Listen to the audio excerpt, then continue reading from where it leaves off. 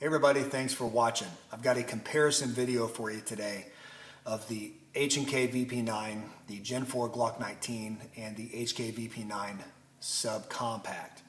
All of these guns are clear, and these are mine. The middle one, the Glock 19, is my nephew's. And before I begin this video, I just want to make sure you guys understand, although I may be an HK fanboy now, I was a Glock fanboy at one time. I will tell you, I don't miss my Glocks now that I've sold them. They're great guns. I highly recommend them if the grip angle fits you and the ergonomics and the shootability and the concealability. If all that works for you, by all means, buy a Glock. For me personally, the HKs work out better and I just shoot them better. Without question, I shoot them better. So what I'm going to do to start is just stand the guns up.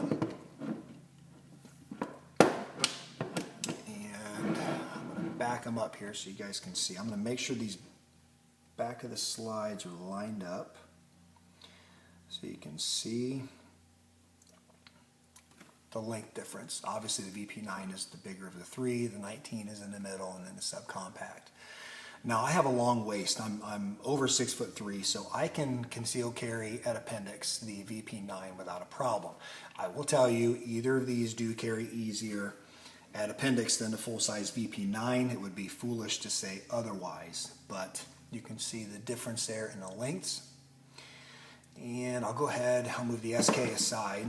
I'm going to just stack these, and what I'm going to do is move them this way so you can see I'm lining up the back of the slides as well as the top, and I'm going to show you guys. There you go. There's your grip difference.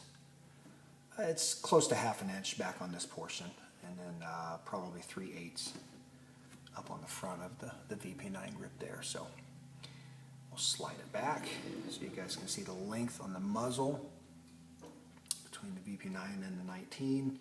Top of the slides are lined up, and you can see the difference there. Okay, I'll go ahead and kind of stand them up here as well. Can get a visual, try to line them up best I can, and there you go from the back view. Now while we're doing that, I'm going to go ahead and put the full size VP9 aside, pull the SK up here, I'll line it up, show you guys the difference. Okay. Now if I put the 13 round VP9 or USP9 in, which HK is releasing in November, 13 and 15 round mags to fit the SK. They are virtually identical in length. So there you go.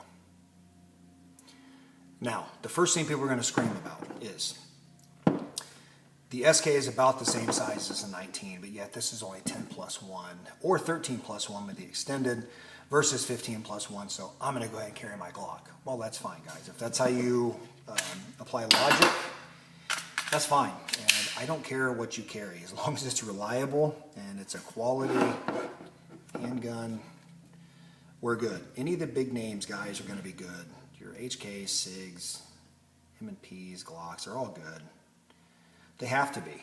They couldn't compete if they weren't good. You just have to prefer. You have to carry the one you prefer. Okay, there we go. Top of the slide lined up, back of the gun. There is your difference with the flat plate, SK versus a 19. If we move it back, you'll see the difference. Not a whole lot, but I will tell you guys, anything you can take off the muzzle length is going to be easier to carry to appendix. You guys who carry to appendix understand that. That's a no-brainer. Now, the gun, basically, the VP9 and the SK is the same on the widths and everything else. The only difference is the grip length and the muzzle length. So we'll get out the calipers here, and I'm just going to show you guys a few measurements. We might as well just go from over the rail to the top. We're at 1.452, so say 1.450 on the 19. And on the VP9, we are at 1.550. So we're about 100,000ths difference. So I'm just going to show you with the calipers. It's less than 1/8 of an inch. So there you go. There is a difference in this portion of the two. All right. Straight slide widths. Glock's right at about 1 inch, 1.003. I will say this without a doubt, Glock has done a really good job of keeping that slide nice and narrow and clean, which some people really, really like. And I appreciate it when I was a Glock owner. I really do. So right at an inch, and we're at about 1.130. So we're an eighth of an inch different in width. Now I will tell you guys the difference in the slides, if I come up here, we're at 1053. So we're at about 50 thousandths difference up a little higher.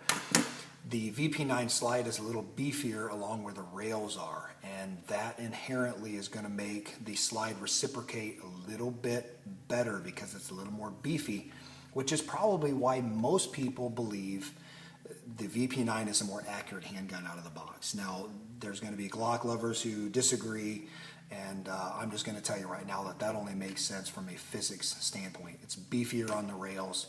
It's going to reciprocate in more of a straight line and be a little more accurate for you. So let's go ahead and take a measurement over the slides, or I mean over the frames. Sorry about that. Now, I'm not going to measure up where it's stippled. My nephew stippled it. I do like the gray color. Very cool. But we'll take a measurement over the frame, which is 1153. And you guys might be shocked to know that the VP9, but here we go.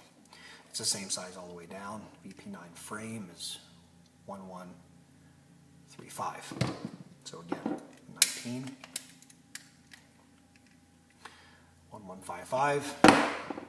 Actual frame on a VP9, 1136. So the frame itself, the grip is actually smaller, more narrow than that of a 19. So a little thinner here, a little thicker here than the 19. So let's go ahead and take a measurement over the widest portion of the gun, which is going to be the frame and the slide release. I'll stay off the stippling there. All right, we're at 1194.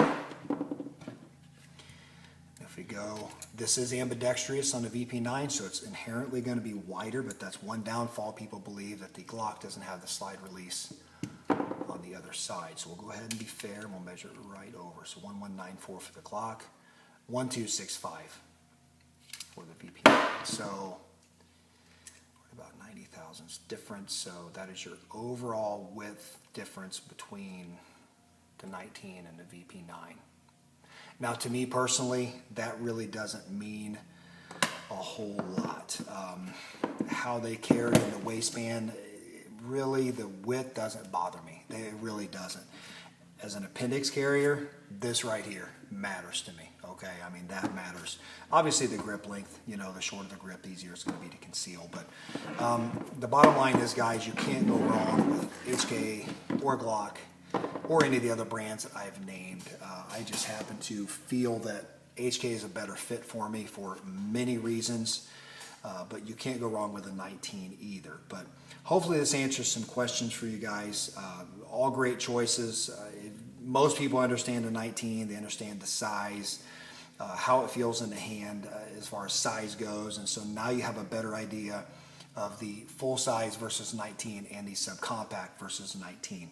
Hopefully it dispelled some rumors, some myths that the VP9 is a massive gun that completely covers the 19. It may look a lot bigger, and even on screen I know it does, but measurement-wise it's not that much bigger.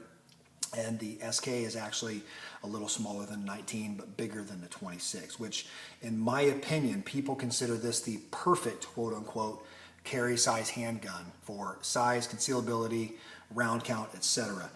I feel that way about the subcompact because, again, you give me 10 rounds plus one of 9mm, I'm not going to complain in a concealed carry gun for most situations. So I feel like this handgun fits perfectly for concealed carry, and it's so simple to carry, very accurate, easy to shoot. But then again, they're all great guns. And so hopefully this answers your questions, guys. If you're thinking about buying a 19 or subcompact or VP9, whatever it may be, at least this will help you understand the difference between the three. Thanks for watching.